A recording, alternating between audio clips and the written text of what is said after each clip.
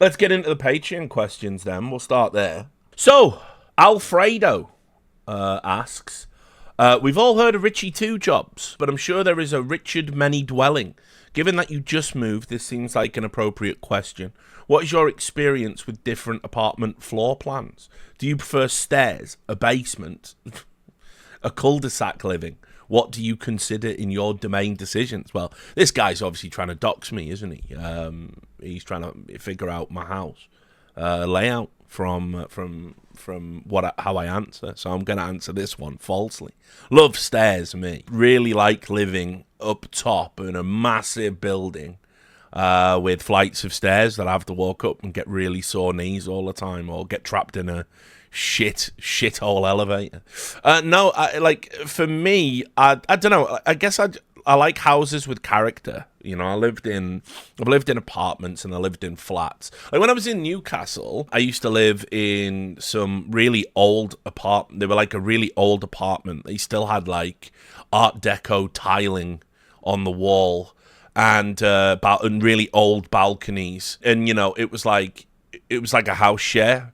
But they were really nice apartments. The problem was because they were old, there was no like soundproofing, and that's the thing that I always really hate about a house and sort of live in terror of, is the next door neighbours either not understanding what I do, because occasionally there will be like a time where it's 4 a.m. and I'm having to shout for emphasis on a stream or a podcast or something, and then obviously the other aspect is I can't stand any noise interruption to my life whatsoever. And when I lived in those apartments, there was a convenience in that there was a drug dealer above, and he was a cool guy. He used to it was back when you could buy drugs and not just like risk death every single time.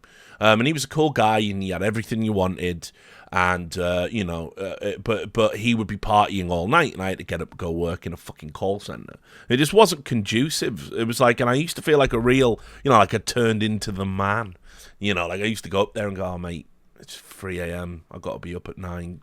Any chance you can dial it down? And you just feel like such an old cunt. And he'd be like, oh, yeah, sorry, mate, we are having a bit of a mad one, yeah. You can just bang on, you used to say, you can just bang on the ceiling, I'm like, oh, I'm not doing that. That's, like, a bit fucking elderly, isn't it? But I used to feel a right cunt for doing it, and plus, all the fucking drug dealers used to fucking, ring the doorbell at strange times, and they'd be like, is Dave in? Hello, Dave. Is Dave in? I just want to get a gram, fucking, I'm not Dave. And the only gram in this house is mine. So, it was, living in flats definitely sucks. Flats and apartments suck. It wasn't so bad. I used to live in an apartment in Atlanta, and it was expensive as fuck for no floor space, because that's Atlanta for you. But that was kind of cool. It was in a, gentrified area around the corner from the old Atlanta hood, not far from a Whole Foods. It was like, Atlanta's a strange place to live, because it's like the way they gentrified it, there was no sort of rhyme or reason to it. So it's just like, this is just the air quotes good neighborhood now, but you walk 100 meters left and, oh, don't go there, that's where it's dangerous. And I just be like, just fucking go where I want, I guess, rather than trying to figure it all out. But yeah, so I don't really like apartments, and I don't really like flats, and I lived in a terrace as well. Don't recommend that if you can avoid it. Obviously, most people fucking can't avoid anything, because you just have to live where you live. But yeah, I like houses with character, ideally, and I like to be isolated. I don't really like people all that much. Like where I used to live, where I just moved from, I got to know all my neighbours, and I used to get them Christmas presents and stuff. It's a bottle of champagne for Christmas, Merry Christmas. We were all in a fucking WhatsApp group with each other, like, oh, I'm going on holiday, will you get my parcels? Will you take my bins out? It was all very, like, suburbia. But, yeah, for me, I just like the isolation. I don't want people all up in my shit. I don't want people knocking on my door. I don't want people, feeling that, like, just because we live adjacent, I have some sort of neighbourly obligation to be in their life. It's all right if you want to do that, and I have done that. I used to love it in Vegas. all my neighbors were cool as fuck in Vegas. We had like some old school roadie across the road who like he'd made his money touring with like bands, and he just used to spend all day riding around on a Segway flying a fucking drone outside. And he used to go, "Yo, fucking Jimmy, how you doing?" He used to come out looking like Tony Soprano in a robe, like baking 100-degree heat on my face. "Hey Jimmy, you alright, mate?"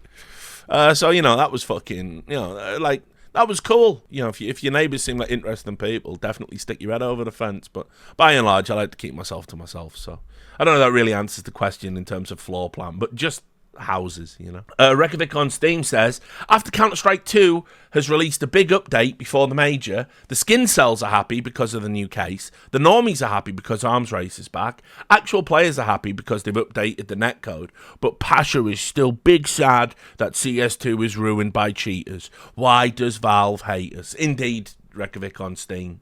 Why? Why do Valve hate us so much? Yeah, it's kind of weird. The reaction to the big update, like I said on that stream, everyone's reacted exactly as they thought they would to the update, and that is that it got 2 days down past the update, and then everyone started fucking, why is there no content? I like literally saw a thread saying, why has there been no content? And in that thread, people were arguing over whether or not that was a big update. What just happened? The 8.5 gigabyte update with an entire new game mode, a new case, like loads of quality of life updates, like all of that stuff. Like, people were literally arguing over whether or not that counts as a big update. Because yeah, exactly. Most of it hit it on the head there. It's like, oh, it's not an operation. People like that need a fucking operation, but it's on their brains. I just don't understand it. Like, again, compare and contrast to what type of updates we were getting 4 months into the development of CSGO, and it was nothing like this. You weren't getting, like, content updates and fucking game modes. They were still like, oh, shall we make it so you can have the crosshairs that you're used to having in Source and 1.6? Yeah. Are you still pissed off with the fact that we've changed the buy menu so you can use it on Xbox? Because that's essentially what this game was. That's the type of updating we were getting in CSGO.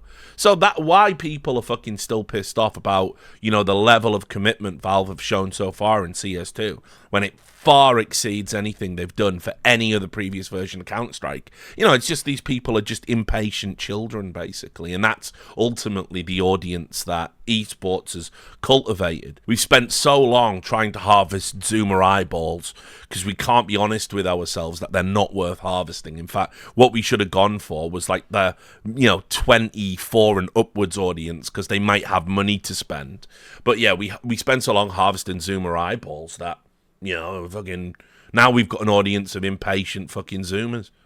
It's just ridiculous. So anyway, on the cheater thing, I am sick and tired of the pros like leaning into this bit now about how the game is literally unplayable. Just fuck off and do what you do anyway. Go play Face It.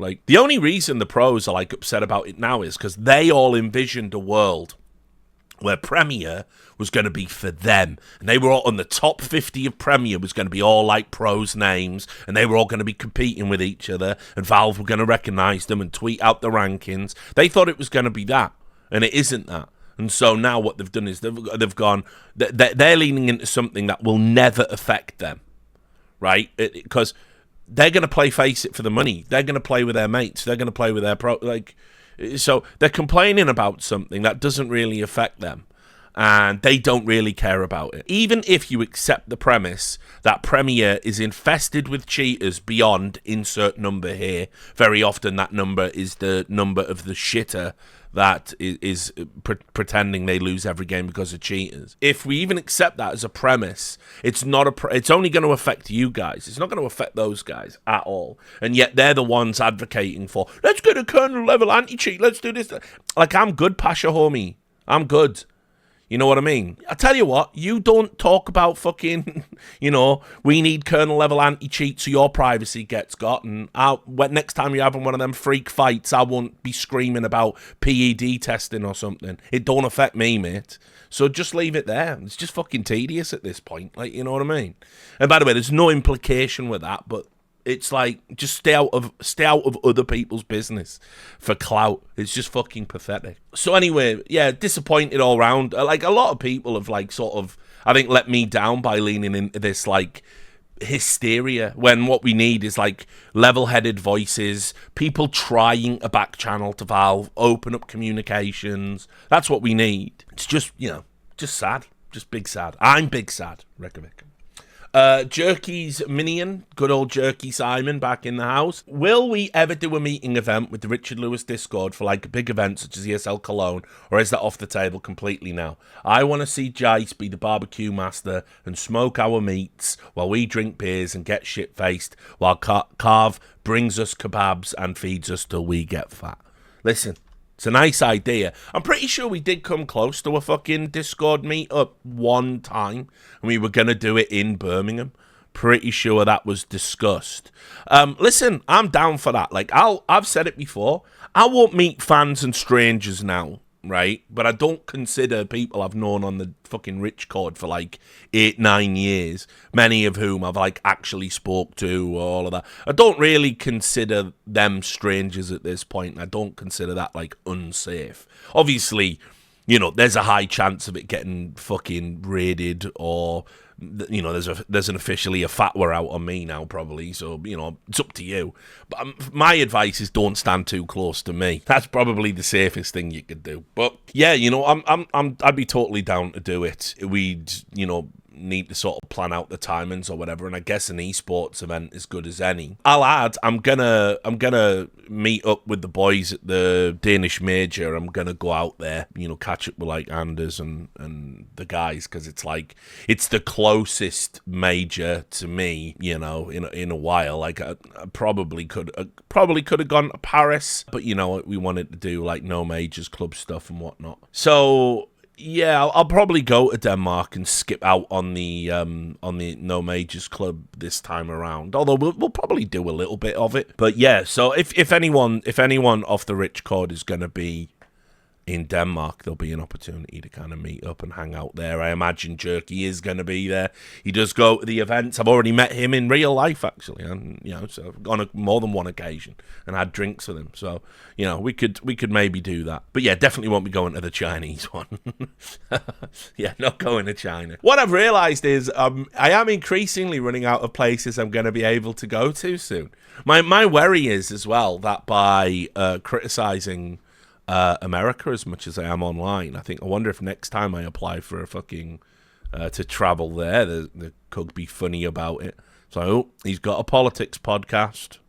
So is that something I need to worry about? I don't know. We'll see. But yeah, increasingly the world is getting smaller for me. Another reason why I like to keep myself to myself. This is from Carve.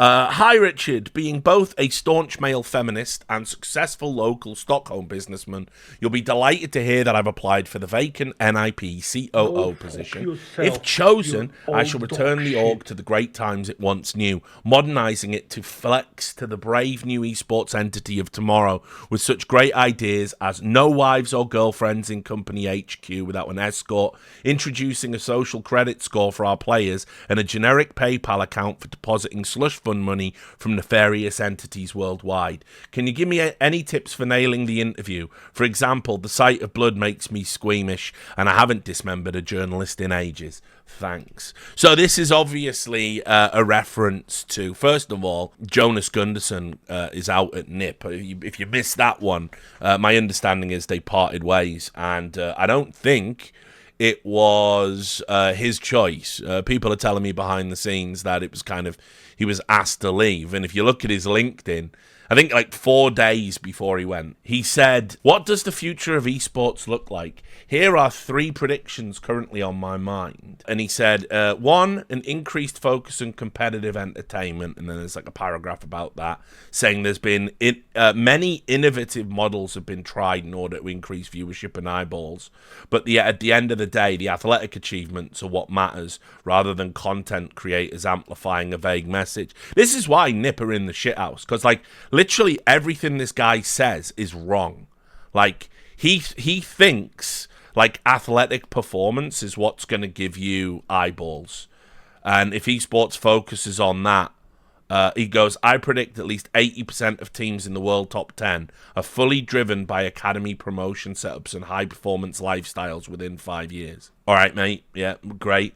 The rise of mobile gaming, saying that there will be mobile-only orgs. I mean, I'm pretty sure there already are, but okay, nice one. And then he said, the end user is the king, the fans. All roads lead to Rome. And for esports, it's the fans. Without fans, there is no industry. And without an industry, we are all unemployed. You know, you can sort of see why I thought this post was funny, given how things worked out. Don't get me wrong, fans are the core focus for most stakeholders monetizing on the eyeballs. But it got somewhat lost in translation over the past years of everyone fighting for survival. Ultimately, the goal is figuring out how we make fans pay for a product that we gave away for free for decades, rather than relying on affiliate or sponsorship dollars as our primary income. Personally, I think every casual fan out there is willing to spend money on esports, given how much they spend on other gaming adjacent things. It's just a matter of how we deliver the message and value proposition. Esports needs to figure this one out, and they will over the next few years. And then, I won't even dignify that with a response. And then he goes, and trust me, despite the clickbait horror stories, esports is not going anywhere. It's only going to grow, and you better get involved. Hashtag esports, hashtag gaming, hashtag leadership, hashtag entrepreneurship, hashtag growth. How about hashtag fired, you cunt? How about today, dickhead? Hashtag unemployed, hashtag benefits, hashtag get down the fucking job centre, you cunt. So, yeah, gotta love it. But anyway, yeah, so Jonas Gunderson is a clown. Like, he's the guy, if you wonder why I'm so sort of vitriolic towards him, is he's the guy who, you know, came out publicly and attacked PGL, saying the cast of people weren't diverse enough. And obviously this was at a time when NIP didn't run a single women's team in their org, and employed like 2 women company-wide. And he was saying there was no diversity in a lineup that included like someone who was of Asian descent. There was an Indian guy in there. There was like at least 2 or 3 people of dual heritage. I'm also sick of the sort of refusal to acknowledge that, you know, like people who were descended from the Celtic diaspora and Slavic people, but if you've got white skin, you're the same. Nobody would agree with that. It's not true historically. It's not true ethnically, you know, but like, it's just what, it's like the moronic American conceptualization of race and ethnicity plugged into a country, a continent that is more ancient than the American civilization from which we're drawing our current conceptualizations about race and ethnicity. Rethnicity, as I was about to say. And it's just, you know, so dumb. But anyway, so he did that. So again, he was essentially lobbying for someone to be fired and replaced, and interfering with someone else's other job practices on the basis he's just so woke and lovable. And then, of course, what did they announce? They announced that they're opening their offices in, it was Dubai, I believe, or was it Abu Dhabi? I can't remember. And you know, anyway, somewhere where women aren't treated as equal citizens. And then, obviously, what did he do after that? Oh, what's that? You're in bed with China. You expanded into LPL through merging with a Chinese entity. Oh, and you deleted all of those support for Ukraine because Riot China asked you to. So I'm wrecking this guy. I'm writing an article. It's going to be called like Jonas Gunderson, a real human being, or something like that, like a real hero, just something stupid, because I'm going to list what an absolute moronic hypocrite he is. And I just couldn't fucking, I had such a shit-eating grin on my face when I saw the news. Because let's also be real. How the entire C-suite of NIP can even sort of show their face in public and make LinkedIn posts like that when they have taken the progenitor of modern CSGO esports orgs and run it into the fucking ground to the point where their teams are so comically bad and comically underperforming that they're coming out and doing these ridiculous statements like, well, listen, by 2025, we're going to... Fuck your 2025. You know what I mean? It's actually ridiculous. And Jonas Gunderson, make no mistake about it, he's one of those morons. He's incompetent. You know what I mean? Like, you can hear what he thinks about esports there. He hasn't got... His finger is not on the pulse. In fact, it's up his own ass. It's fucking ridiculous. So, yeah. Tell you what, Carv, all you have to do, mate, to fucking be a replacement for him is just turn up. I don't even know who's going to get the job over there. Who the fuck would want it? Who would want to be COO of fucking Nip? Like, are you real? I'm good, thanks. Yeah. Scouse J, with tensions heightened between NATO and Russia, how well do you reckon that the little toe rag from round the corner, who was just begging to have his head filled in because he's got no sense of respect for anyone, is going to fare if they get drafted to fight some chain-smoking former farmer called Boris, who's just had his punitive gape from his commanding officer? Totally not gay, but Westerners don't understand. Lots in that one, Scouse J. First of all, the punitive gape thing, which, by the way, that would be a good name for a band, Punitive Gape. But that's obviously a reference to the video of the two Russian soldiers getting killed by a drone while they were in the one was in the middle of performing fellatio on the other, setting off a chain reaction of responses saying that it was in fact a form of punishment, where the guy on his knees was actually saying ablutions with his head movement. Saying ablutions while his commanding officer was reading from the Bible. Just one of them things. Don't go down that rabbit hole. But me and Jace were all over that one, of course. Me and Jace were all over that one. But yeah, this is, of course, from the assertion that there are no homosexuals in the Russian military, which, of course, is just a patently absurd claim. But yeah, the other part of the question is talking about, they said, the British Armed Forces... because the West is having a military recruitment crisis. I don't know if this is of interest to you at all, but basically this is true in the US. Recruitment levels are at the lowest they've ever been, so much so Congress is discussing a bill which would give illegal immigrants a path to citizenship if they sign up to the military. And this is a very relatively new thing, because obviously you've got years of throwing young working class people into the thresher of bullshit meaningless wars for oil and other resources, and then what happens when they get back? They get back, they're riddled with disease from burn pits or strange injections where you just have to accept them, and they've got limbs missing or PTSD problems, and they end up getting substance abuse problems. And then you go, okay, well, the government that sent you there and had those things, they'll look after you at least, right?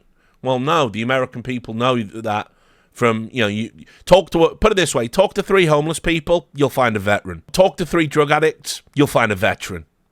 Talk to 3 people with profound psychological problems, you'll find a veteran. And none of those things are being paid for by the government that put you in the position to be in those issues, to have those issues affect you in everyday life in the first place. Not to mention how they deny claims for, they say, those burn pits where you were just inhaling all those chemicals and you've got like emphysema and shit now. Yeah, there's no connection. So, sorry, denied, claim denied. Your insurance claims denied. We're not paying for your medicine. So, look, veterans get back from these bullshit wars, and, they might go in and they're all hoorah, and they might be like that. But trust me, I talk to a lot of American veterans. I know a lot of American veterans and British veterans. I don't know many that have, from my era, from my lifetime, that come out feeling good about the country. And that even goes for my uncles who all served. My uncle used to be a signaller, so he was like a telecoms guy in the fucking military. And they used to say, when you get out, you can have your pick of all these jobs because you understand how all this stuff works.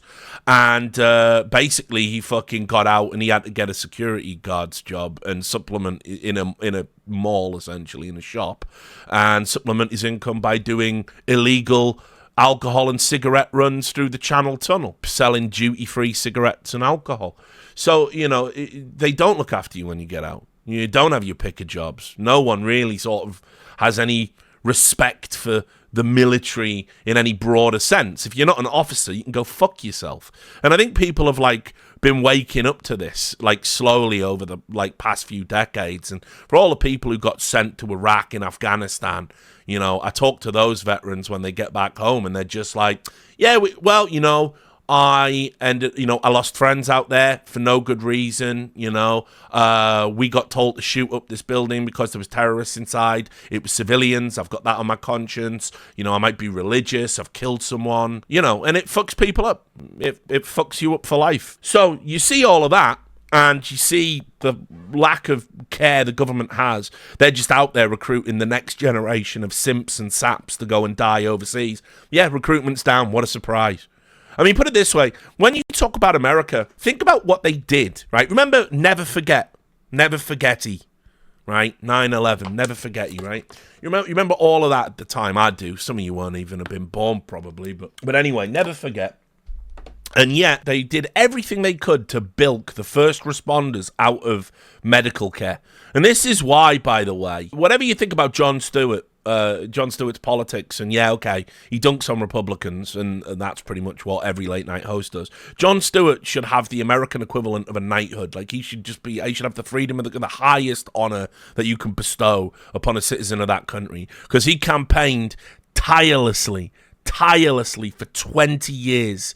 You know, people he worked with died while they were awaiting, you know, compensation for running towards those collapsing buildings and inhaling dust that gave them profound disabilities and lifelong health problems. And if you want to quick cry, I defy anyone to be able to get through to the end without, like, getting at least one man tear in your eye. Go watch his speech to Congress where he talks about all of the people and all of the health problems. It's like a little 10-minute speech on YouTube, right? That guy's a fucking hero.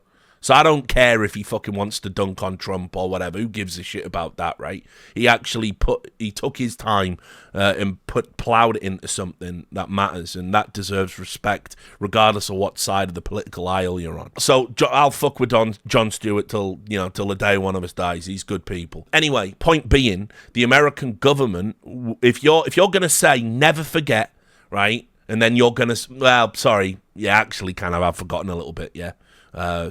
Fuck your cancers, fuck your diseases. Well, you know, if that's what they do to first responders, you know, think about what the cost they're going to wreck the military. They'd rather be spending it on weapons than spending it on healthcare for the people that were deployed to use those weapons. It's sick. So, first of all, yeah, we've got this recruitment crisis in the West, and it's the same in the UK. We've got the lowest number of armed forces, infantry, that we've had for a long, long time. And so, you know, in decades. And again, there's nothing to drive recruitment. Like, why would I join the military? Like, the one thing you have to get right as a government if you're going to send people into a war is it has to be a just cause. It has to be, okay, there's an existential threat to our country, so I've signed up for this. This is what I've signed up for. It's not, well, listen, you know, Iraq probably did something bad one time, you know, maybe Bin Laden visited it once, so let's just bomb it off the fucking face of the earth then. You know, it's not good enough, and people know it's not good enough, and they know that you lied, and there's never been anyone held accountable for that. Obviously, I've got personal experience with this. I won't bore you again with the story, but my friend was killed by my best friend growing up was killed in a friendly fire incident. The Ministry of Defense covered up. They lied to his family about how he died. They said it was an enemy contact and that he was a big hero and he pulled people out of the boat and did all this, when in fact he got shot by a British missile. His boat was hit with a British missile and he just happened to be sat in the seat where it made the point of contact. All those soldiers that were in that boat got up and lied at his funeral. They got to carry the coffin. I didn't. I was frozen out because it was a military funeral. And then The Guardian and the BBC, in a joint investigation, exposed that it was a friendly fire incident and the Ministry of Defence had lied. And, you know, that was a real eye-opener for his mother. His mother, I think she's passed away now. His mother was like a very, you know, staunch military mom, you know. She was really into that shit. So proud of her son, you know. You go around the house. She fucking hated me. I was a bad influence. But, you know, every time he was on fucking shore leave, we used to fucking, you know, right, listen, I know your mother really misses you, Chris, but we're going out on the piss for like 5 days straight. Sorry. So she used to fucking hate me, but, you know, you used to go in the house. She'd have, you know, every wall had a photo of him on it. She was so immensely proud of him. And for the Ministry of Defence to treat her like that. That's just, they just don't care about you. This is what I mean. It's like, Richard, why are you so jaded with the government? Why do you say don't vote? Why do you say don't serve in the military? Why do you, the collection of all my life experiences tells me these institutions don't care. They're not genuine. So anyway, right, back to the question. Conscription. First of all, I consider conscription a moral evil. Enforced conscription the draft is a moral evil. It shouldn't exist. I don't care what the situation is. I don't care even if there was a crisis and we were being invaded by Mecha Hitler, or probably Donald Trump will be he's a threat to the UK, whatever lie they tell about him next. Listen, you should still have a choice about whether or not you serve in the military. You shouldn't be forced into military training, forced into having a gun, and forced into killing people. There's no argument you can make where that's moral.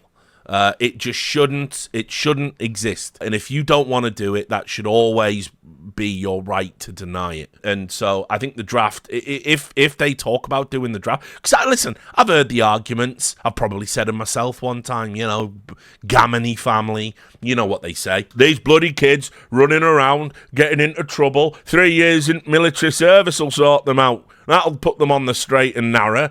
That's what we need. They've got no respect for anything these days. Yeah, let's teach people respect by having the government mandate what you can and can't do for 3 years and potentially put you in a combat situation. Yeah, that's fucking massive respect for my institutions there. I've always said as well that, if I was ever put in the position, I'd take the prison sentence. Fuck that. I'm not going over to some fucking Middle Eastern country on a false pretext to shoot fucking civilians in the face. Because some Tory politician wants oil or something. Fuck that. Who's coming along for that? Fuck that. I'll take a prison sentence. Actually, I'm good. I'll do whatever you want in the big house. I'm fine with it. Also, the propagandist aspect of it's disgusting. Like when Pat Tillman, obviously in the US, when he signed up and they were like, look, he's walking away from an NFL contract to go and do this. He's a hero. They did it with Elvis. It's just pathetic. It's like, listen, if you want to serve, if you feel that way, go do that, right? I'd like you to go in with your eyes open, but because your government doesn't love you. But if you're going in for the love of your country and you believe that there's a valid cause out there, do it. I got time for that. But unfortunately, the West has brought itself to this, of having this recruitment crisis by just years of abusing the goodwill of working class people to go and fight these bullshit wars, and everyone's sick of it now. Everyone's really jaded with it. In fact, this even intersects into where we're at now. Secretly, although people probably can't articulate it, one of the reasons people are really reticent now about the Ukraine support and saying, we better turn off the support tap now, enough's enough, it has been 2 years, when everybody knew when the war started, it wasn't going to be over in a week, it wasn't going to be like fucking the fall of Baghdad, right? Yeah, but 2 years is enough, no more money. What they're really saying is that there's a worry that if we don't get peace now, what does NATO do now? Everyone's really reticent about how it's, people are just sick and tired of wars, and people don't think about the broader context of what it all means geopolitically. They think everyone will just play nice in a sandpit. That's because everyone's just bored, because we've been at fucking war for 40 years, and you have just people going overseas and coming back with flags draped over their coffin. So, yeah, anyway, if you did a draft now, the generation of people, because it wouldn't be rich people's kids that go, it would be the working class, it would be, second, third generation immigrants, and, again, it would just be, it's a moral evil. It's a moral evil. That's something I'd get my marching boots on again for that. Not to go and fight, but to go down to fucking Parliament, because there's no way that should be happening in a modern civilized country. Adam O'Key, if you were suddenly given the power to require/enact one life experience that others would be required to go through to make a better society, what would it be? We could start with mandated psilocybin treatment, Like, I mean, put it this way, obviously it's very hard to say anyone should be required to do anything, right? So people are like, oh, I can't get a read on where Richard is politically. Indeed, on Reddit just the other day, we were doing the whole thing. He's alt-right because he wrote for Breitbart. Actually, he's a wokester. He's all full globo homo now. Like, oh, fuck me, guys. I'm not in any camp. It's just an issue, and this is how I feel about the issue. And I try and create a logical and moral consistent framework, and I don't believe in dogmatic approaches or solutions to life. So, you know, I don't know what does that mean? That used to just be called having common sense when I grew up. But anyway, let's assume everybody is up for it, and they're content to put it in their body. I would definitely say psilocybin. Put it this way, I grew up at a time when you could get acid quite easy. Acid was everywhere, you know, when I was a child. And I did acid before I smoked weed. That was how abundant acid was. It was a weird time. You're kind of coming out of, it's pre-rave and the rise of ecstasy, which I've talked about many, many times, because the rise of ecstasy essentially happens because of the cultural crossover between bored housewives, gay people, and fashion and music. And that's how the rise of ecstasy, because it was legal, it was a diet pill. So basically, you know, women who wanted to lose a few pounds would go to, and it was, I'm not trying to be sexist here, it was just, you know, if you were carrying some post-pregnancy weight, you went to the doctor and said, like, oh, I want to lose this. And they went, oh, we got this fabulous new pill, just take this, it's fucking pure MDMA. Just have that. Prescribed fucking pure MDMA. Oh, yeah, fucking hell. Not only is the weight flying off me, I feel really good, and I've, you know, alphabetized my fucking cassette collection. So anyway, ecstasy was, and when ecstasy started crossing out into the rave scene, and, you know, what was the end of acid house, obviously that's when they banned it. That's when they banned it, and they used, again, it was kind of interesting. The big thing about the evils of ecstasy is a relatively safe drug. You know, not just for Twitch purposes, not advocating for anyone to take any drug ever, and always be safe. And it's certainly not these days. No drug is safe these days because it's all cut with shit. I mean, you find fucking fentanyl in ecstasy these days. But back in the day when all these drugs that cross over in casual use and recreational use, the closer they are to the pharmaceutical ideal they started from, the better. And so back in the day when you were literally getting these thick, pure white, what they used to call disco biscuits with a Mitsubishi Turbo logo stamped on the top, you could bosh them, and, you know, they were about as safe as you could get. So what happened over in Britain was the media, there was a young girl, a teenager called Leah Betts, I believe her name was, and she died, and they said she had an overdose on ecstasy, and everybody was like, right, well, this is now the big moral scandal of our time. I think they recategorized ecstasy after that, made it more, well, the thing was, like, listen, it's obviously tragic a kid died and all of that, and loads of people have framed it, oh, it was an allergic reaction, that's what we got told, it was like a form of anaphylaxis. Nope. She drowned. This is quite a common thing. And the deaths for ecstasy, one of the sort of common causes is you drink so much water because you feel dehydrated and hot, and when you're not. And she drank so much water that it threw her potassium levels out of whack in her bloodstream, and that led to a cardiac issue, because when if you drink a lot of water and you dilute your electrolytes, your sinus rhythmia goes out. So that's what happened to her, basically. And, and so the takeaway there is, why don't we educate people not to drink fucking 5,000 bottles of water, but no, instead, drugs are bad. They shouldn't be in society. If you take drugs, you're a scumbag. That's what the British tabloids went with. And they used her and her family's grief as basically the big anti-drug stance of my youth, you know. But anyway, again, on a rambly tangent, this is what you come for. This is what you pay for, apparently. Why doesn't he just get to the point? So acid. I tried acid really young. I mean, I would have been 11 or 12, like, first time I did acid. Which, I know this is really hard for people to believe, but, yeah.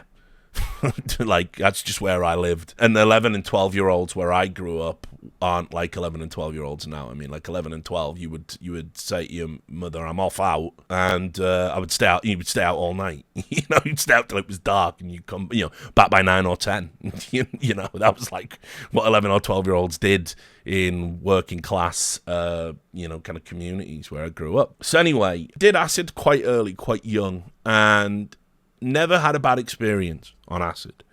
And so, obviously, as well, magic mushrooms we had growing up, just around Wales, and even in the northeast, in the North Yorkshire moors. So I did a lot of mushrooms. Probably did mushrooms around 11, 12 as well.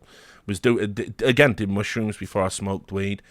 And so, and you could just go get these things. The good thing about mushrooms was they just picked them. I knew how to prepare mushroom tea, certainly by 13, instead of just eating them and stuff.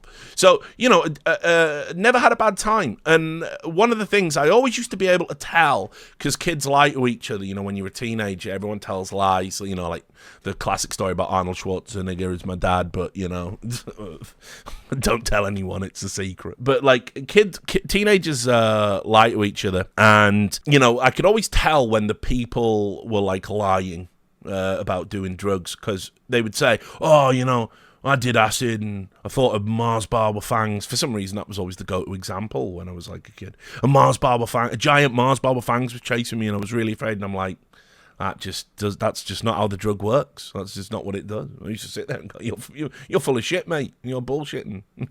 Like, it's never happened. You don't get it doesn't work like that. Or people, I was covered in spiders and trying to scratch my skin off. No, didn't happen, 100%. So, I could always tell, because, like, all I ever used to get was, like, massive time skips, fucked up depth perception, colours being more vivid and vibrant, music being more vivid and vibrant, and sometimes, with a high enough dose, you could go into the fucking visuals. But I had that off pills one time. I took so much, people don't know, high doses of MDMA, you trip. Right? We used to call it pill tripping. I mean, back in the day, we also used to do this thing where we would take a pill and an acid tab at the same time. And we used to call that a candy twist.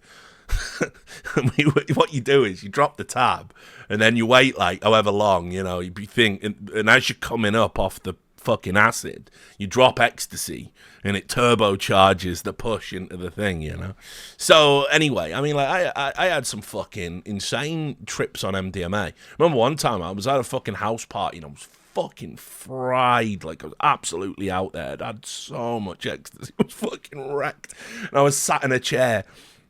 And I was like, fortunately, my fucking mate was sat with me and talking me through it. And I was like, fucking hell, yeah, man, it's fucking, it's great. It's good. I'm going to be all right. It's fine. We were talking for like fucking hours, and I'd fallen asleep in the chair at some point and woke up in this, wasteland of a house party. And I was like leaving, and the guy whose house it was like tidying up and going, yeah, you're all right, Rich. I said, fucking hell, no, mate. I was fucked.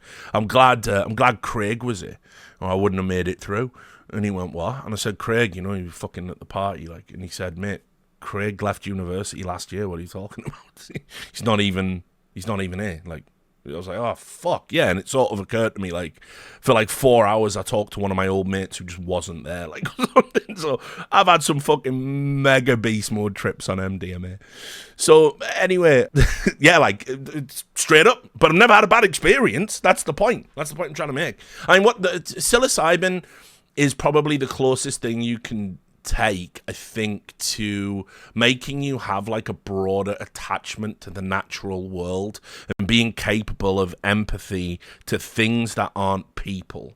Like, that's the only way I can really describe what a low-level mushroom trip is like. You have a nice, warm, fuzzy feeling, but you also feel this, like, connectivity to the natural world that isn't there prior to you taking it. And you can sort of tap into that afterwards. Like it does permanently alter the way you think about consciousness, the way you think about the natural world. You become a bit more aware, like, not in a Joe Rogan third eye squeegee sense, but just more aware of like what it is to exist in this corporeal form. And so, listen, I've had shit times in my life and really bad times and a lot of junk upstairs. I've never had a bad trip. I'm not saying people can't have bad trips. I'm not saying people don't panic. I'm not saying these drugs are for everybody.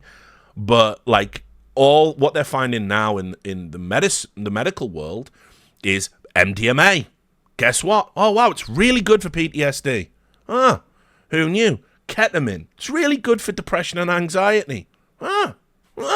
These bad drugs have these positive applications. That's wild, that is, mate. They're finding out mushrooms. Mushrooms are really good in a variety of senses. Again, good for depression, good for anxiety. They are giving mushroom trips to end-stage cancer patients in some clinics around the world to prepare them for the experience of death. And they've generally found that once the cancer patients sort of take mushrooms, they become more accepting and less anxious about what their last day is going to be like. I mean, the profound positive applications for all of these drugs, and yet the only one that broke through the kind of societal prejudice is marijuana. And I hate that. I hate that marijuana is sort of been hijacked by stoners who are just wankers. Like, if you're, people who make a drug, their identity is so boring. And, everyone's like, yeah, man, yeah, bro. Like, weed can cure cancer, bro, but the big pharma hushed it up. Oh, God, stop. It's like Val Venus, the fucking wrestler, like, it's just sad. But, I'm a big believer in all drugs should be decriminalized. We should treat addiction as if it were an illness. The government has a moral obligation to regulate supply and purity and to offer the citizens of the country clean alternatives to street drugs. These are things I believe. And, I remember people always have they always have a fucking block in the road for that. They go, yeah, but not heroin, yeah? Heroin's a dirty drug. You go, oh, come on, no, not this. Don't be stupid. Like, I saw a clip. It was like a little video on Twitter just the other day, and it was like, meanwhile in Canada, and it was like a box of meth, a box of cocaine, and a box of heroin, and it had the ingredients of what was in, 60% this, 40% that, because they put caffeine in heroin, in case you don't know. I think that's called like the Turkish method or something. It's you get a better high because it skips one stage of metabolization or something. That's the science. Anyway, loads of people were going, Canada's not even a real country. You can kill yourself in Canada, and the government gives you drugs, and you go, do you realize how many lives you would save in America right now if you adopted that policy? Because you're all talking about the fentanyl crisis. Spoiler, the rise in fentanyl deaths is actually partially the American government's fault because of their drug policies. Let's get everyone addicted to Percocets and fucking all these pain pills that we lied about having addictive qualities, pull away their supply, forcing people who would never buy street drugs in their life to suddenly go buy street drugs. They never tell you that part of the sordid little history of fentanyl. But you could literally save lives tomorrow if you adopted that policy. You would save thousands, tens of thousands of lives. But drugs bad. People want to take them. You're never stopping that. So why don't we skip to the next logical solution? Like, the war on drugs has been a fucking disaster. Prohibition doesn't work. What are we talking about? So, it seems like, for me, I also think as well, like, in 50 years, I don't think there will be these prejudices around certain drugs. I think more drugs will pass through into this idea. You're already seeing this with psilocybin and LSD, because all the tech gurus in Silicon Valley microdose, and they go, oh, it makes me more productive and everything. Like, yeah, drugs can be good. Yeah, that's sort of the point. And yeah, obviously, listen, someone in the chat, you don't have kids. You're right, I don't have kids, and I wouldn't do drugs around my kids if I did. And by the way, if my kids wanted to do drugs, I'd like to think I'd be adult enough to have an intelligent conversation with them about it. And put it this way, I would never want a relationship with anyone I care about where they felt that they had to keep their drug use a secret from me and potentially put them at risk. I'd rather everyone could be open about what we're doing, and then, okay, we can mitigate risk then, you know? But anyway, all of which is a long way to say. I think psilocybin is like a net positive, and like for human society that isn't like tapped into anywhere enough. And I think it's really hard to think of negatives about mushrooms, you know, and DMT. I just can't. I can't think of a negative. Right, this is Zumba, a bit of a short one. Favorite savory dessert / snack? We don't really have savory desserts in British culture, but we don't have good food. So, yeah, not a surprise, is it? We don't have good food. So savory desserts are kind of off the table. I'd really struggle to kind of think of one. I suppose there's some custards, like custard pies, which are kind of like a bit savory because they have like that cinnamony, spicy thing to it. But we just have shit food in general. So my favourite savory snack, tough choice. What would it be? Remember my granddad used to bring home these bags of real butcher pork scratchings, right? Pork scratchings. Not like the ones you get, you know, not Mr. Porky, them little bags you get. But, yeah, they used to get these, like, straight from the butchers. And I can't describe how much different they are to the shit you get in the bag. Like, the pre-packaged shit. But, you know, you can do a pork scratching. I can take them. They're pretty good. I mean, obviously, a lot of cultures don't eat pork. So, not for everyone. But, yeah, I'm a big fan of that. And they're keto-friendly. Yeah, I've had chicharron as well. It's a banger. But, yeah, pork scratchings probably. The thing is, you can't eat lots of them. They're unbelievably, like, heavy because they're just pure fat. And you get different types. Like, we have a distinction in Britain. Pork crackling is where you get them without fat. Pork scratchings are where you get them with soft globs of fat still attached to them. With hair, like... I mean, like, carve nose. There's nothing like being in a bag of pork scratchings and you just get this big bag, a big scratching with, like, it's fat in there and hard fat on the outside, and it's got hair growing out. It's even got part of the butcher's stamp on it where the pig got branded, and you're like, yeah. They literally scraped this off a dead pig's back and couldn't even be bothered to pull the hairs out. That's... You feel like you're on something there. Like, that's awesome. So, yeah, pork scratchings. Check them out if you haven't. Here we go. This is from £2. Following on from the True Brexit Geezer 11 team, who would be on the Ramona team? Also, if Danny from Rate My Takeaway could elaborate more on spices, would he be a cumin taster? Workshop that one. Right, he'll never be able to articulate food descriptions. So, listen, Ramonas, I don't know, because the thing is, footballers don't really express any political opinions unless they're the bad ones. Like Matt Letizia, you know? Like Matt Letizia. Hell of a footballer, but, yeah, he's saying it again, isn't he?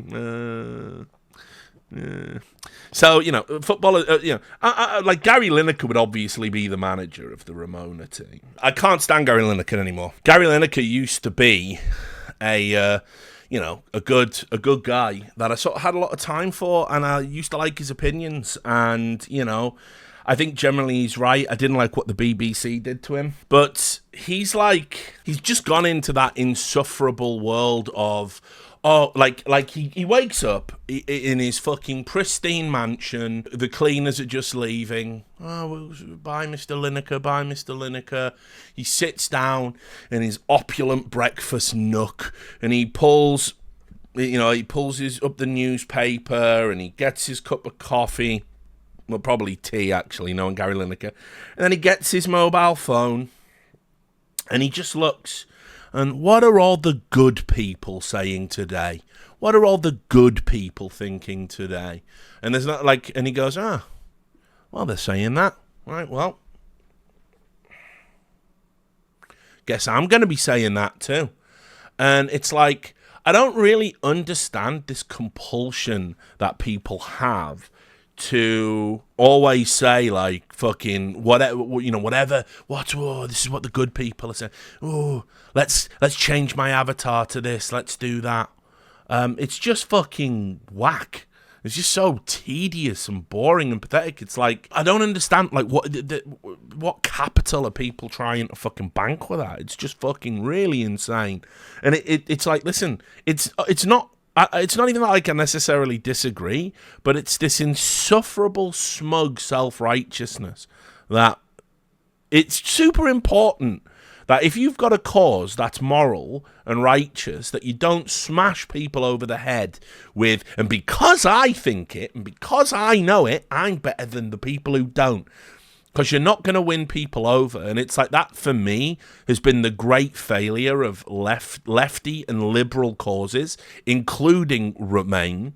The great failure of lefty and liberal causes of the past 10 to 12 years is that you've had all of the apparatus, all of the power, all of the influence, and you still couldn't make compelling arguments to enact your policies and ideas because you couldn't resist the urge to tell the proles who don't agree with you what morons they are. And that's why we're seeing this big pendulum swing back the other way, where everyone's going like, fucking, we're sick of it, we don't care. Calling me a Nazi doesn't work anymore. Calling me a racist doesn't work. We're just bored of it. Sorry. And what have you really achieved in that time? Well, Brexit has been a fucking disaster for Britain. And if you look at this kind of like, are we any further on like walking that back? Are we any further on like, no, we're not. No, we're not. I mean, like, you put it this way. After the vote happened, right? The first problem I've always got with Brexit is it wasn't a vote. You have to understand it was a referendum, right? It wasn't like it wasn't a legally binding vote. You did all that had to happen, right? And the world is totally different. David Cameron goes, "We're gonna have a referendum, and I'll abide by the decision of the referendum and act accordingly." And then we have the referendum, and it's 52-48 in favour. I remember going to bed the night of Brexit. I was living in America. Went, well, it'll be Remain by about 3-4%. Go to bed. And that's what they all said it was going to be as well. And it looked like it was going to be that when I went to bed. Me. Wake up. That's sleeping, that was. Wake up. Oh, we've had a Brexit. Now, at that point, all David Cameron has to do is go, well, at 52-48, that's within the margin of error. And therefore, I don't have a clear mandate to enact it. And everyone, and all the Brexiteers go, you broke your bloody promise. And all the Ramoners go, well, they wouldn't be Ramoners at that point. All the Remainers go, well, thank God common sense has prevailed. And we all forget about it in a month. That's all you had to do. But Cameron was a pussy-o.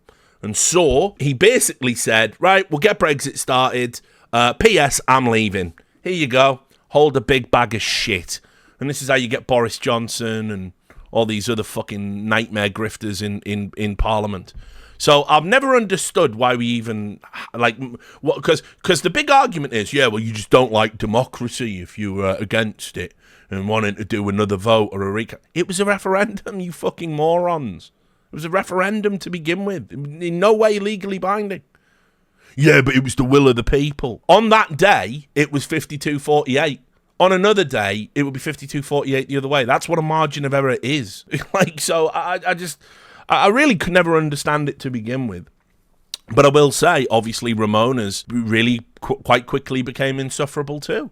They basically fucking, they evaporated any sort of like a chance at there being, first of all, a quick and clean break, but also like any goodwill. Like, now that we're here, can we just like work together for a better Britain? No, you're racist scum. That's what, a lot of the working communities that voted for Brexit were like really misguided. They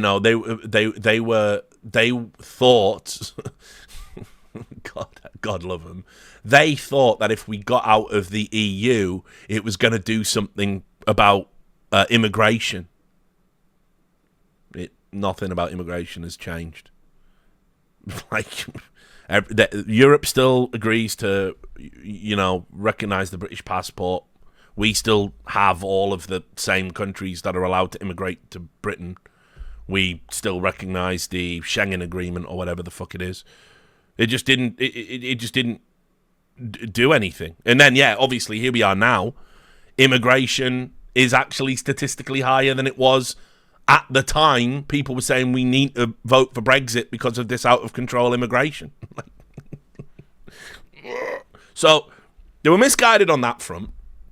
The other front they were misguided on was they would free up all of this money. Classic bus with the NHS thing on. Absolutely didn't. And in fact, not only did it not free up all this money, and never was going to, there would be no mechanism through which it would have, and that was just a lie. The economy's worse than it was at the time of Brexit, and we've had to extend austerity measures again.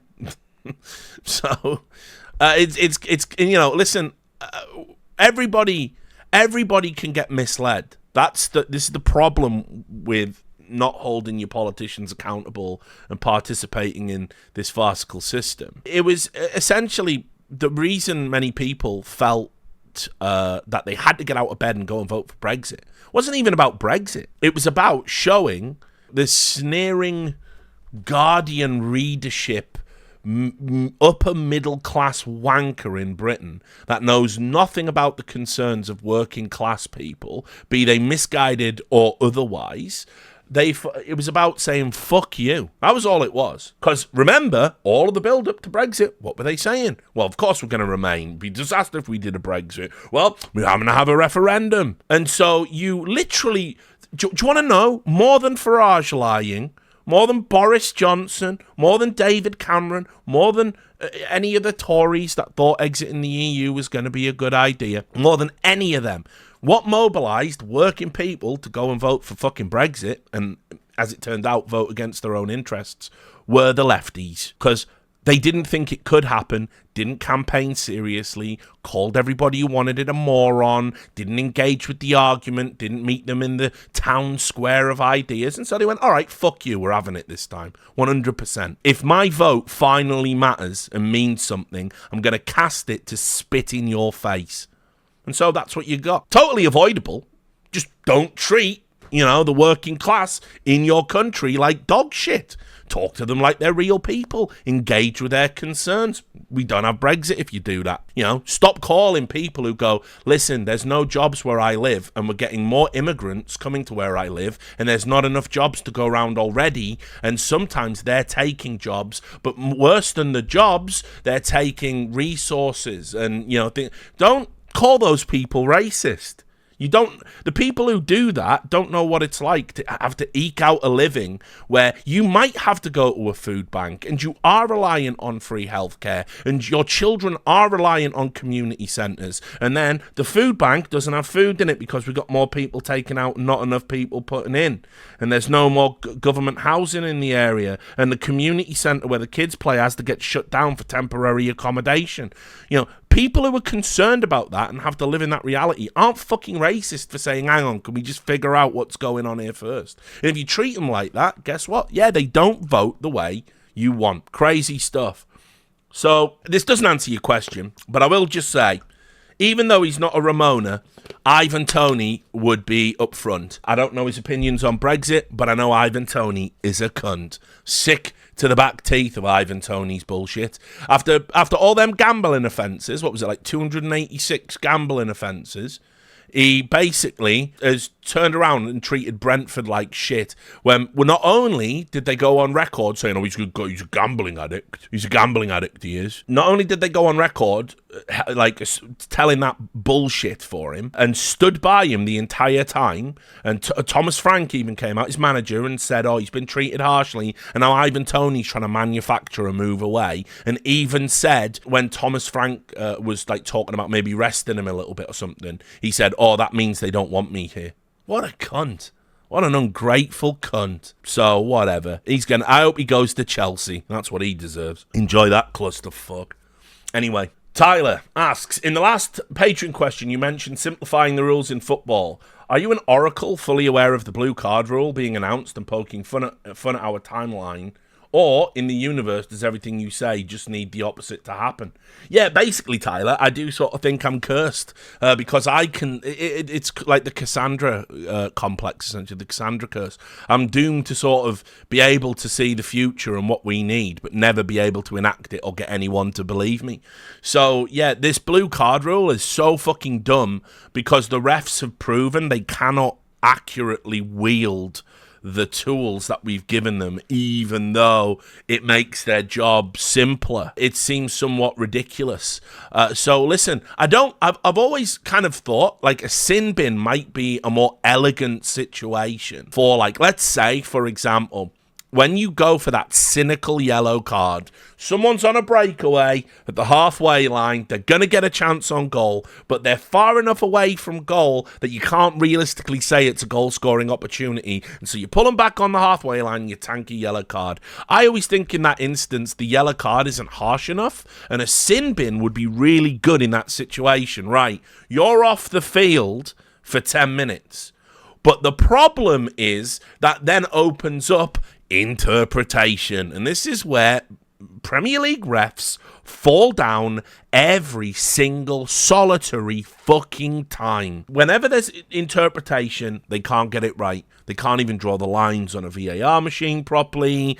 They can't get handball called consistently week in, week out. If you give these dickhead blue cards, first thing that's going to happen is you're going to get a really contentious decision in a game, like a red card. It's going to be, it's going to be in a title match, where like the winner has like a big ramification. And let's be real, all the big clubs get all the decisions all of the time. So, but when they play each other, they always both walk away feeling aggrieved based on who gets the decisions against them. And they say it's a big refereeing conspiracy, even though they themselves are the beneficiaries of the real refereeing conspiracy, which is good. If you're Luton, good luck getting someone sent off at Man City, no matter what they do to you. So, and that's a reality, and we know it's a statistical reality as well. These things don't happen by accident. So, anyway, if you now throw in, let's say there's a big meaty challenge in the middle of the park, someone's gone over the top of the ball, and it's one of those tackles where in the modern game, it's a red card, but to people who remember 10 years, even just 10 years ago in football, it would never be a red card. It would be a yellow at best. Basically, what ends up happening is those two footballing mentalities collide on the field. Everyone's arguing about it. The ref sends off the player that did it, and now he's surrounded by angry players calling him a cheat, calling him a cunt. Now he's going to dispense blue cards. He's going to dispense 2 or 3 blue cards all at once. And we're going to have a situation where a team, off the back of a red card and a bit of argument with the ref, off the back of a contentious decision that they probably got wrong because they're a Premier League referee, they're now going to be down to like fucking 8 or 7 players, instead of 10. And they're going to get absolutely wrecked for the 10 minutes without the players. And the thing is, everyone on social media is going to go, well, that's good, that's how it should be. Respect refs. Should be like rugby. Respect referees. Well, no, actually. No. Don't respect referees. Let's get the respect campaign underway when the refs have earned the respect, when they can get things consistently right week in, week out, when people aren't getting relegated off the back of bad decisions, or like Brighton, missing out on being further up the table and nearly denied European football because they were one team that were consistently wrecked by terrible refereeing decisions. So don't tell me about exporting culture across. It's a different game in a different world. And speaking as someone who plays rugby, or played rugby, obviously I don't do it now, do I? Although I've got a fucking rugby ball on my elbow at the moment. What I would say is this: it's a very different world, and the reason you respect the referee and the calls is there's a much bigger element of safety in there. This is why all good referees are sent away for specific training around how you referee scrums, because you're going in and you're hitting each other, and if you're off, you can break a neck, smash open someone's head. A collapsed scrum can break somebody's back. You can walk away from a game of rugby fucking paralysed. That can't really happen in football. And so, because of the fact it's a much more physical game, there has to be an arbiter on the field. Because if a rugby game descends into anarchy and people not respecting the rules, then you can fucking die. That's not true in football. You have to think of a referee in rugby is like the ref in a boxing match or MMA. You've got to listen to them, because if somebody's doing something dangerous, it's dangerous. And so you go, bosh. So it's a different world. I'll also add, rugby is a much more complex game, and from where you are, there's a lot of the rules are informed by a neutral perspective, which a player can't have, like offsides and what's happening in a ruck and things like this.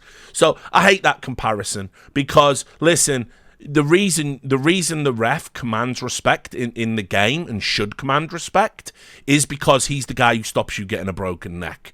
In football, maybe he's the guy who stops you getting a broken leg. You can make that argument, but generally what they're really doing is they're stopping you scoring a goal or playing like the beautiful game as it's intended. They didn't give you the benefit of a doubt on an offside call because we got rid of the daylight rule, and that's the worst thing that happened to the Premier League. Now we're like, oh, his nose was offside. Like, oh, who gives a fuck? Let him score the worldie, please. So yeah, I don't think, I think it's a bit of an apples and oranges comparison. I don't mind the idea of sin bins in football, but to implement them now when we've got all these problems with VAR will be a disaster for the league, no doubt about it. Faramir, as I imagine many people of my generation, I first got interested in American politics through watching The Daily Show with Jon Stewart during the Obama years.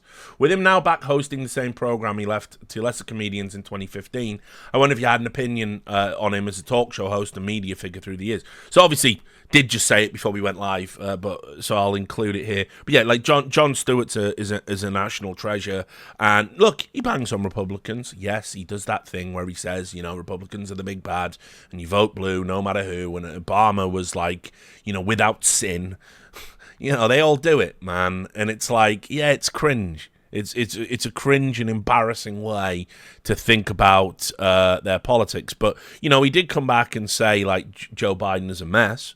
And all the lefties went in on him, and obviously that's why he came out this week and was very much back on that's just, Trump. Let's just do all this. He isn't even officially the nominee yet. He will be, but it isn't even official. But Trump. So, and Tucker Carlson, mind you, Tucker Carlson did make a fool of himself discovering shopping trolley technology in 2024. But one of the most embarrassing clips I've ever seen. It's like fucking Encino Man or California Man, as it was called in the UK. Like Tucker Carlson just got thawed out. And look, if you put 10 rubles in the slot, and it holds on to it, and I guess you get the rubles back when you return the trolley. Huh. That means you don't take it to your homeless encampment. That's literally what he said. So, listen, Jon Stewart is going to be Jon Stewart. But I said I don't care if we don't always align politically. I don't care if he disproportionately targets Republicans. Because he's not one of these pieces of shit like Stephen Colbert or Jimmy Kimmel. These are bad human beings that wouldn't put in for anyone else. Ever. Colbert is a literal DNC operative, right? Like, literally does fucking fundraisers and shit for his, I think his wife's a politician, or is it his sister? Who fucking cares, right? And Jimmy Kimmel, why did that lawsuit get memory hold? Why did the guy who's done literal blackface on television, why did his lawsuit go away? That's very interesting, isn't it? So these people are pieces of shit. And when you come out and fake your outrage about Trump or whatever it might be, it just seems to me that, like, you haven't earned it. But Jon Stewart is very politically astute. Whenever he used to go on them talk shows, I mean, like, he fucking... Go watch the old clip of him on, I think it was Hardline. He absolutely mixes Tucker Carlson up. Like, he just makes Tucker Carlson look like a fool. And Jon Stewart is a very sharp... Crossfire, that's it. Jon Stewart's a very clever dude. But I genuinely believe, A, he cares about America, B, he cares about people, and C, he's proved both by his tireless campaigning for the first responders of 9/11 to get them proper health care and treatment. And I don't think it's a bit. I don't think he's doing it for attention. You know, keep in mind, he's been out of the media spotlight, essentially retired, and he just chose to do that. Like I say, as far as I'm concerned, he's one of the... He's out of all of those late night talk show people, he's the best. And it's not even close. And I think he's a genuinely good human being, even if you disagree with him politically, you know? Like, so what? By the way, yeah, dunk on Republicans. Like, definitely, they're fucking morons, you know? Like, it's fine. The problem I have is obviously when you go, oh, but the Republicans did this, and you go, yeah, but a Democrat did that as well, and the people go, and their brain starts buffering and goes, why are you repeating right-wing talking points? Like, no, I'm just... They're all corrupt, man. Like, anyway, yeah, I love Jon Stewart, so, and I make no bones about it. Going to my first CS event out of Chicago with my lady to the IEM Cologne this year. Is there any good food places or just food in general you might be able to recommend trying? Good food places in Cologne. First of all, Faramir will know, and he'll tell you there's good food. But second of all, here's the dirty secret. German food is ass, much like British food. But Germans, being Germans, can't accept that their food is ass. It's just worth pointing that out. German food is so fucking overrated, but then again, the only people who really overrate it are Germans. So, listen, I can't tell you a place in Cologne, because even though I've been there many times, both recreationally and through esports, and obviously the big IEM event itself, all the food that I would eat while I was out there is I went to, like, expensive, like, kebab places and stuff like that. So we're really talking about the intersection of German and Turkish cuisine, which is what I enjoy. I will say, like a good schnitzel, they've got that down, but it is just flattened meat with batter on it, and Britain nailed that fucking years ago. We probably get it from the Germans, actually. We just call it something else. Like a battered sausage roll is just a better version of a schnitzel in many ways. So, no, I'm just kidding. Obviously, the schnitzel is the superior. Right, and we've got Lossie in the chat. It's Austrian. There you go.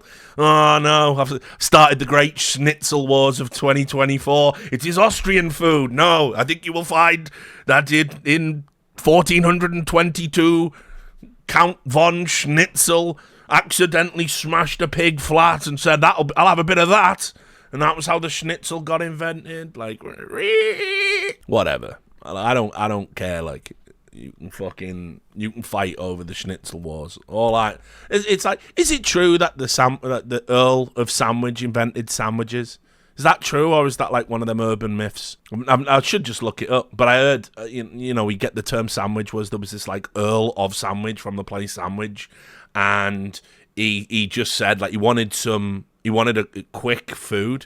And so he said like, instead of having the usual like layout of meat and bread and fruit and cheese, put all of the bread and fruit and cheese and meat put all of that between the bread, and that's how the sandwich got invented apparently. But I can't believe that's real. That sounds like bullshit. But anyway, listen, schnitzels are fine.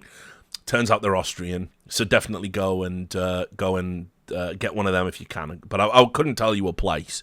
Cologne, in my mind, I basically associate it with the red light district. The red light district and the gay bars. That's where I go of an evening. So I can't really help you with the restaurants. You just don't eat in Germany, basically. You just don't go to Germany to eat. When I was doing my tour of Europe last year, and I was away for a month, I did have like some really good food in Munich. I went to like a fucking like Michelin star caliber restaurant and had some absolute bangers, which I did actually post. I never post food pics on the Rich Cord, but I did this time. So yeah, but in general, mate. Sorry. It's forget about it. It's Germany. Jester, any chance you're going to check out Fallout London when it's released in April? Just hope it's not as disastrous as certain other Fallout total conversions I can think of. Yeah, obviously, I think 100% I'll play that and maybe even do a review of it, because there's like recurring stuff on the channel, like The Last of Us. I did the TV episode review. I finally watched The Last of Us season 1. I should probably review it. It wasn't good. I will not be watching the second season for obvious reasons. Pedro, but I will say the two leads they did great work in that. They were the best things about it, really. And Fallout, the TV show is coming soon. I'll probably watch and review that, and it's going to be hot garbage. And I'm just kind of like done with it. And yeah, but I'll definitely play it. Might even play it on stream, because I'm trying to have a period now where in the build up to the major, I'm on stream a bit more. Russ, what are the strangest, most experimental music bands that you enjoy? I don't know if you could call it like experimental, but obviously people have different conceptualizations of what experimental music is, and people think like a lot of prog stuff is like experimental when it's not. It's all like well-structured musical forms. It's just really, really long, and a song will have multiple segments, and even like key changes and stuff like that. So it's very hard to kind of like get a handle on what is experimental music, because experimental music often sounds like ass as well, because it's like if you're breaking down structure and forms, a lot of it doesn't sound very good, where we've been attuned. It's like we can tell if something's discordant immediately. You can tell when something's not quite right, or two chords side by side don't go together, or if something's at a tempo that doesn't make sense, or whatever. So I would say, probably out of all the music I've listened to, where it's like probably a bit weird and a bit out there, I really like Amon Tobin. I listen to a lot of Amon Tobin. Amon Tobin's got some like albums that just have like really good songs on that slap. But if you get the album, it's Out From Out Where, it's called. And what he said was he wanted to make an album that if aliens made music and sent it to Earth, this is what he thought it would sound like. And so if you listen to that, there's some like fucking pretty crazy beats and breaks on it, whether or not it constitutes experimental or not. But it's an album that I listen to Amon Tobin all the time. That's the album I don't listen to by him as much, because it really is like, first of all, it's one of those albums where all the tracks like blend into each other. So you have to put the whole thing on. Another one as well, because they're not experimental, but the 25th anniversary of the album Man with the Movie Camera came out did a special release vinyl, which I actually bought it for a friend for Christmas. The Man with the Movie Camera is a soundtrack for a film of the same name that the Cinematic Orchestra wrote, synced up with that film as an alternative to the original soundtrack. So that's kind of a weird, like, experimental thing for an album. But again, the music is all, it's Cinematic Orchestra. They write excellent stuff. So yeah, I would say definitely check that out if you're interested. But yeah, I don't know if any of them are experimental. Yeah, I remember as well, Black Star, David Bowie's last album. I had to ban somebody in the chat because I was coming in and I was playing Lazarus off that album, right? And someone just typed in the chat, "What's this shit? What shit tasting music?" And I'm like, okay, well, your band. Rude. It's only David Bowie, I suppose, right? So your band.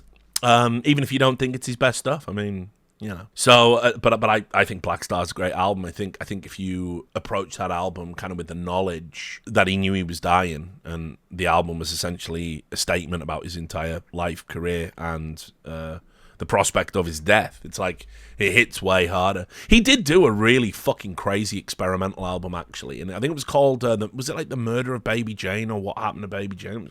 Was it just Outside? I can't remember it. But anyway, he did an album, right? Baby Grace. Yeah.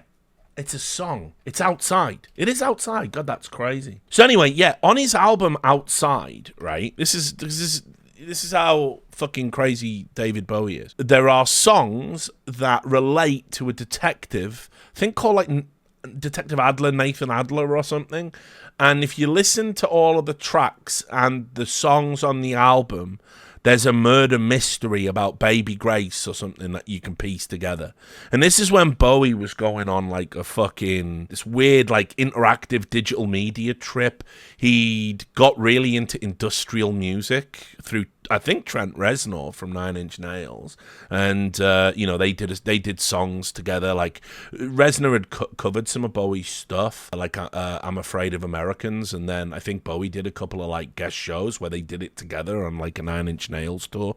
And so anyway, Outside is just a fucking bonkers album because like he said there's a murder mystery in there. If you listen to everything, you can like piece it together. And I remember getting the album on CD, and I think there was like an interactive digital component to it, which had like accompanying videos and images you were supposed to look at or something. So it was pretty fucking wild, and like music was wild at that time. And anyway, I saw him tour on that album. It must have been mid 90s, early 90s maybe, 95, 94. He went and he did the Phoenix Festival in Britain, which doesn't exist anymore, and he was the headliner, and it was when Outside was there, and Little Wonder had done okay in the charts, and that was like a fucking drum and bass track, right? Like, Bowie was just fucking mental, and he toured for that, and he just come on stage and like went, "Hello, we are your entertainment for this evening," like this, wrecked off his face, and he pretty much played all of Outside. Like, it was like he wasn't playing any of Bowie's hits. Like, he fucking didn't do any of his classics, man. He did all his new shit, and it was still fucking amazing. He was still great. So, love Bowie. So, yeah, there you go. I mean, that's like, Outside is like a pretty experimental album. In industrial, it's kind of weird. People, when industrial first started as a musical genre in the late 80s, I'd probably say, because you have Ministry and people like that, and Skinny Puppy, and there's a few of the industrial bands. I'm probably forgetting a ton of them. Like, I think Helmet were considered industrial for a bit, but like whatever. Anyway, Nine Inch Nails and all the big industrial bands like didn't really do any. You can't really call it experimental. It's just got musical structure and forms. It's just sort of how it sounds. But I remember everybody like framing industrial music as being experimental at the time, and it just isn't really. Like, just fucking everyone's like, "Oh, look, he's really The Fragile. It's a double album. It's an experimental album." It's like, nothing experimental about it. It's just like a wicked double album full of absolute banging songs with recurring musical motifs and themes. So yeah, I think three albums will do you.